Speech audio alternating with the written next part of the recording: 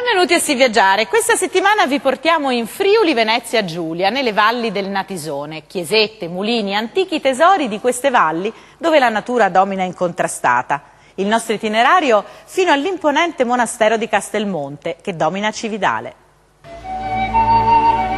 È una terra in cui l'uomo è quasi scomparso e dove la natura si prende quotidianamente la rivincita contro chi in altri tempi provò a piegarla e colonizzarla. Attratti da un ecosistema talmente rigoglioso e vitale da essere quasi violento, sempre più turisti arrivano ogni anno da tutto il mondo a visitare le valli del Natisone. Vi possono scoprire tesori come la chiesetta di Santa Lucia di Cravero, le cui chiavi seicentesche sono custodite da un abitante del luogo, ma anche il mulino di Biarzo, restaurato grazie alla Pro Loco di Ponte Acco e diventato apprezzato luogo di pesca sportiva. La porta delle valli è il monastero di Castelmonte che, sovrastando Cividale, da secoli ne veglia i boschi oscuri e misteriosi. Oltre i bastioni di questa chiesa fortezza, un mondo primordiale e selvaggio, in cui, come nelle tolkieniane pagine del Signore degli Anelli, razze, popoli e tremendi eserciti si sono incontrati e scontrati per secoli.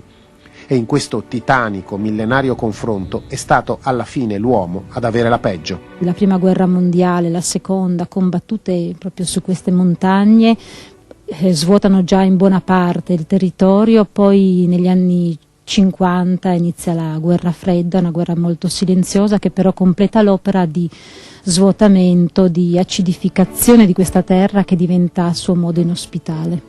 Oggi foreste tetre e magnifiche coprono ogni cosa in queste vallate alle porte di Udine, soffocano i villaggi quasi spopolati, cancellano gli alpeggi, cingono d'assedio strade e sentieri.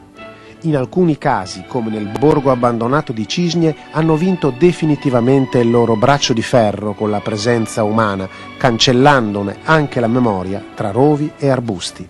Abbiamo la natura che ha cambiato modo di confrontarsi con l'uomo.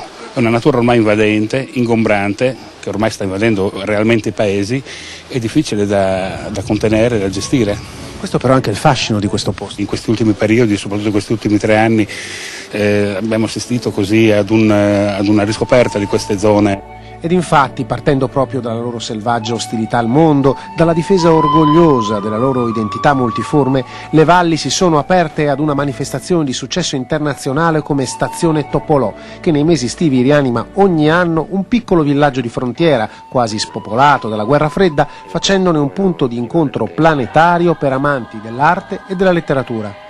Inutile dire che a Topolò di treni non ne sono mai arrivati, ma solo una stazione immaginaria in un paese fantasma può rendere appieno la visionaria bellezza di questi posti.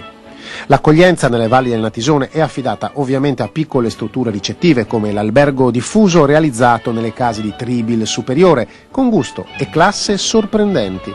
Immancabile e ricca la proposta enogastronomica che in una rete di ristoranti diffusi su tutto il territorio offre una cucina dai sapori forti e inconfondibili, come lo sono del resto i popoli e i luoghi che l'hanno creata.